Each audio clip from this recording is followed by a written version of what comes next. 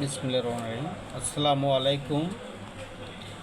Homeopathic ছাত্রছাত্রী ও নতুন চিকিৎসক বন্ধুদেরকে জানাই আন্তরিক ধন্যবাদ আমার এই ভিডিওটা দেখার জন্য। আমি আজকে একটি বিষয় আলোচনা করব, সেটি হচ্ছে যে হোমিওপ্যাথি মূলত সদৃশ্য বিধান চিকিৎসা পদ্ধতি, এটাই শেষ কথা। তবে হোমিওপ্যাথিতে সদৃশ্য ওষুধ নির্বাচনের ক্ষেত্রে আমাদেরকে বিভিন্ন পদ্ধতি অবলম্বন করতে হয়। এই পদ্ধতিতে মতামত রয়েছে বিভিন্ন রকম, তবে যে দিক থেকে ওষুধ নির্বাচন করেন না কেন ওষুধ সদৃশ্যমূলক হতে হবে, এটা পরিষ্কার। অনেকেই মাইন্ড মেথডের উপর ভিত্তি করে ওষুধ নির্বাচন করে থাকে। অনেকেই ক্লাসিক্যাল হোমিওপ্যাথিক চিকিৎসক, অনেকেই মাইজমেটিক হোমিওপ্যাথিক চিকিৎসক, অনেকেই অ্যাপ্লাইডেশন করেন, অনেকেই ক্রনিক ডিজিজের চিকিৎসা করেন, অনেকেই ধাতুগত বিষয় বিভিন্ন বিবেচনা করে চিকিৎসা করেন, অনেকেই ম্যাট্রিয়া মেডিকাকে মূল ভিত্তি হিসাবে চিকিৎসা কার্যক্রম পরিচালনা করেন। তবে সব কিছুই একটা উদ্দেশ্য হচ্ছে সদৃশ্য ওষুধ নির্বাচন করা। যেহেতু হোমিওপ্যাথি একটি সদৃশ্য ওষুধ নির্বাচন পদ্ধতি, অর্থাৎ রোগীর সদৃশ ওষুধ নির্বাচন করে প্রয়োগ করে আরোগ্য আশা করা হয়, এজন্যেই হোমিওপ্যাথিতে যতগুলোই পদ্ধতি ব্যবহার করা হোক না কেন তাদের উদ্দেশ্য কিন্তু একটাই, রোগীর জন্য সদৃশ ওষুধ নির্বাচন করা। তো আজকে আমি আপনাদের সামনে মাইজমেটিক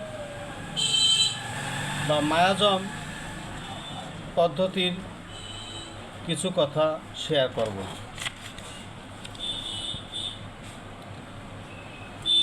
হোমিওপ্যাথির মতে মায়াজম হলো রোগের মূল কারণ।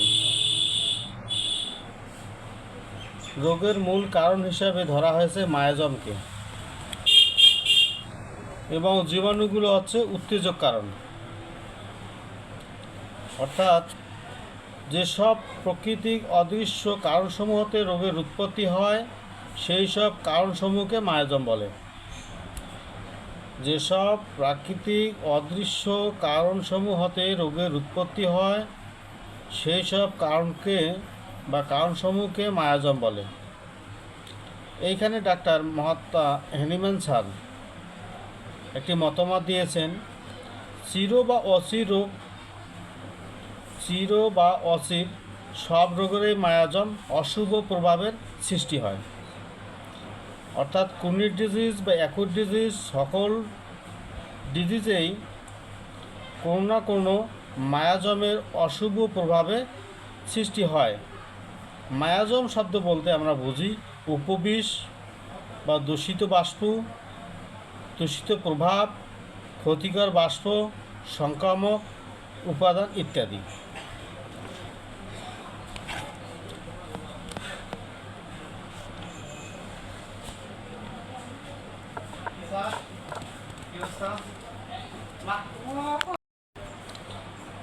হোমিওপ্যাথিতে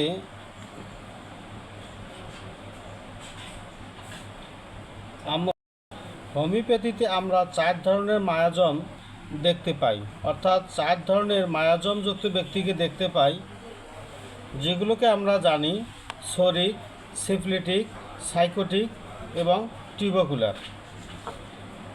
এই 4জন মায়াজমের অর্থাৎ 4 ধরনের মায়াজমের আদি মায়াজম হচ্ছে শরিক মায়াজম, যেটা বংশ পরম্পরায় মানুষের দেহে বিস্তার লাভ করছে এবং কল্পনাতীতভাবে বৃদ্ধি পাচ্ছে। শরিক মায়াজমের পরবর্তী রূপ সিফিলিটিক মায়াজম। সিফিলিটিক মায়াজমের পরবর্তী রূপ সাইকোটিক মায়াজম। সাইকোটিক মায়াজমের পরবর্তী রূপ হচ্ছে টিউবাকুলার মায়াজম। এই 4 ধরনের মায়াজমের ব্যক্তির প্রকাশ ভিন্ন রকম। যদি আমরা একটি উদাহরণস্বরূপ দেখি, ক্ষমার দৃষ্টিতে এই 4 শ্রেণীর মায়াজমের রোগীর বা 4 শ্রেণীর মায়াজম ব্যক্তির কীরকম মনোভাব। ক্ষমার দৃষ্টিতে দেখলে আমরা দেখতে পারি শরিক মায়াজমের রোগীরা সহজেই ক্ষমা করতে পারে। শরিক মায়াজমে রোগী সহজে ক্ষমা করতে পারে, কিন্তু সিফিলিটিক মায়াজমে রোগী ক্ষমা করতে চাইলেও ক্ষমা করতে পারে না। ঠিক একই রূপে সাইকোটিক মায়াজমে রোগী ক্ষমা করতে ইতস্তত বোধ করে এবং শর্ত আরোপ করে। টিউবুকুলার রোগী ক্ষমা করে। এখানে দেখা যাচ্ছে যে 4 ধরনের মায়াজমে রোগী বা একই ব্যক্তির ক্ষেত্রে 4টি মায়াজম দেখা দিলে পরপরে 4 রকমের রূপ ধারণ করে। যেমন দেখা যাচ্ছে কান্নার দৃষ্টিতে বা কান্নার ক্ষেত্রে 4টি মায়াজমের কি অবস্থান। কান্নার ক্ষেত্রে আমরা দেখেছি শরিক মায়াজম ক্ষণে হাসে, ক্ষণে কান্না করে, অর্থাৎ কিছু সময় কান্না করে, কোনো সময় হাসি দেয়। সিফিলিটিক মায়াজমে রোগী সর্বদাই ঘ্যান কান্না করে বা নিশ্চুপ হয়ে পড়ে, সেটা সর্বদাই সবসময় কান্না করে অথবা সবসময় নিশ্চুপ হয়ে থাকে। সাইকোটিক মায়াজমে রোগী ঘ্যানের স্বভাব এবং টিউবুকুলার মায়াজমের রোগী বা শিশুরা নিদ্রাকালে চিৎকার দিয়ে কান্না করে। ঠিক একই হিসাবে আমরা যদি হিসাবের দিক থেকে এই 4 মায়াজমের রোগীকে বিবেচনা করি তাহলে দেখতে পারি শরিক মায়াজমের রোগী হিসাব করার সময় খেয়াল করে না ঠিক হলো কি ভুল হলো, কারণ অলস্য ও দ্রুত শেষ করে তার প্রচেষ্টা।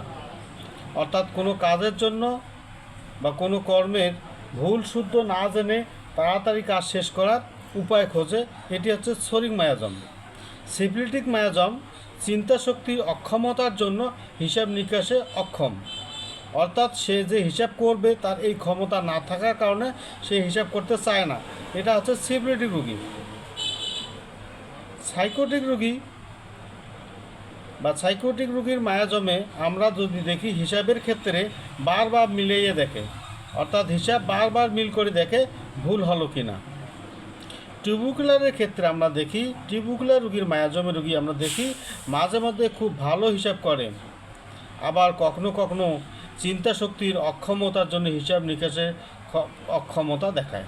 অর্থাৎ টিউবুকুলার রোগীগুলা সময়ন্তে খুব ভালোভাবে হিসাব করে, আবার অনেক সময় দেখা যায় তাদের হিসাব নিকাশের করার অদক্ষতার কারণে তারা হিসাব নিকাশে অক্ষমতা প্রকাশ করে। আমার এই ভিডিওটি ভালো লাগলে অবশ্যই কমেন্টে জানাবেন, আপনাদের মতামত থাকলে সেটাও জানাবেন। ধন্যবাদ সকলকে। আসসালামু আলাইকুম।